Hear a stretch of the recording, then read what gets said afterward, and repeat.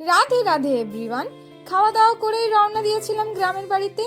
রাস্তায় যেতে যেতে যাতে অসুস্থ না হয়ে পড়ি তাই যাচ্ছিলাম টোটো করে। সেখানে ছিল আমার 7 মান্থের বেবি বাম্পের শান্তির অনুষ্ঠান, তাই আমি আগের দিনই শ্বশুর বাড়ি চলে আসি।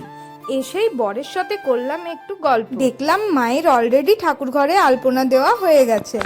তারপরে রাত্রের খাবার জলদি জলদি খেয়ে নেওয়া হয় যাতে সকাল সকাল ঘুম থেকে উঠে পড়ি। পরের দিন সকাল সকাল ঘুম থেকে উঠেই স্নান করে রেডি হয়ে যায়।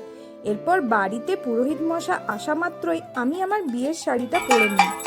আমার শ্বশুর বাড়িতে জাগ্রত রাধা মাধব মন্দির থেকে বর এবং পুরোহিত মশাই ঠাকুরকে এনেছিলেন বাড়িতে।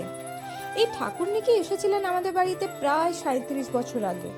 আর আমাদের পরিবারে অ্যাড হয়েছিল নতুন সদস্য, ছোট্ট লক্ষ্মী আর নারায়ণ। সেটা আমি আর আমার হাজবেন্ড বাড়িতে নিয়ে আসি। তারপরে শুরু হয় বাড়িতে যজ্ঞের অনুষ্ঠান।